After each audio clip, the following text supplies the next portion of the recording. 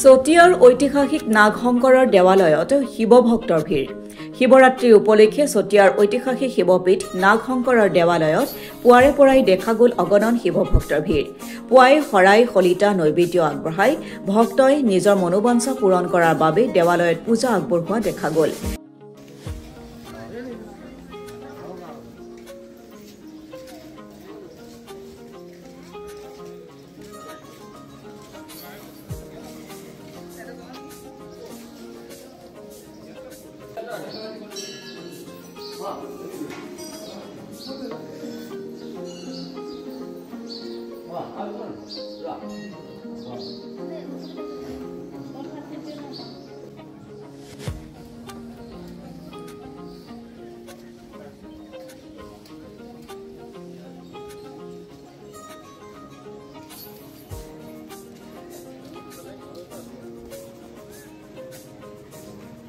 ইফালে শিৱৰাত্ৰি উপলক্ষে দেৱালয়ৰ বাহিৰত অনুষ্ঠিত হোৱা মেলাটো উপস্থিত থাকে অসংখ্য লোক।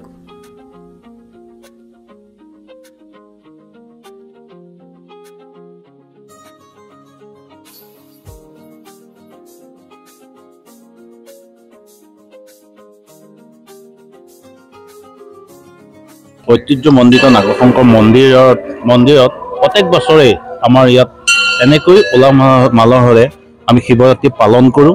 নাগশংকৰ মন্দিৰৰ পৰিচালনা কমিটিৰ সকলো বিষয়ববীয়া তথা ওচৰত থকা সকলো ৰাইজ, আমাৰ যুৱক যুৱতীসকলে ইয়াত সকলোৱে সহযোগ কৰে আৰু বিভিন্ন প্ৰান্তৰ পৰা অহা ভক্তপ্ৰাণ ৰাইজেও আমাৰ ইয়াত নাগশংকৰ মন্দিৰত এই আজিৰ দিনটোত আমাক সহযোগ কৰে।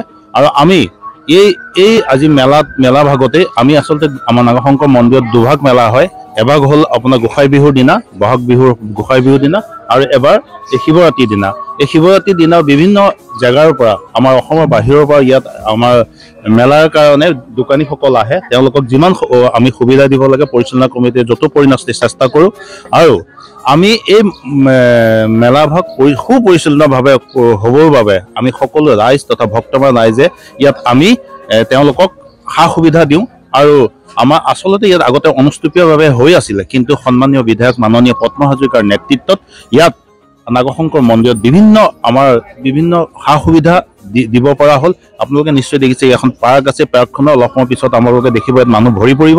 আৰু যিহেতু আমাৰ নাগশংকৰ মন্দিৰৰ এটা ডাঙৰ ঐতিহ্য আমাৰ কাছ, এই কাছটোৰ কাৰণেও মানুহ আহিব, ভক্তপ্ৰাণ ৰাইজ আহিব। আৰু ইয়াতো বিক্ৰেতাবিলাক আহিব, বিভিন্ন ইয়াতে বস্তু কিনিব। আপোনালোকে 6:30মান বজালৈকে দেখিব বিভিন্ন লানিলীয়া ফুট বব। আৰু এই পৰিচালনা কৰিবৰ বাবে আমি অহোপূৰ্ণস্ত চেষ্টা কৰোঁ যেন ক'তো ত্ৰুটি নৰয়। ইয়াত আমি সকলো কৰোঁ। আৰু ঠিক আবেলি সময়তো সন্মানীয় বিধায়কো আহে, তেওঁৰ নেতৃত্বতো তেওঁ অলপ ইয়াত গোটেই পৰিচালনা ক্ষেত্ৰত অকণমান চাই দিয়ে। আমি পৰিচালনা কমিটিৰ তৰফৰ পৰা ধন্যবাদ জ্ঞাপন কৰিছোঁ।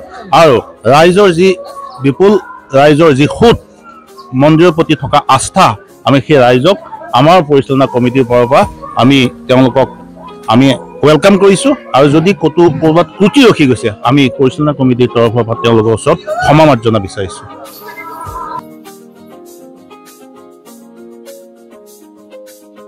বিশ্বনাথৰ পৰা সুৰঞ্জন গগৈ ৰিপৰ্ট, অসম টুডে।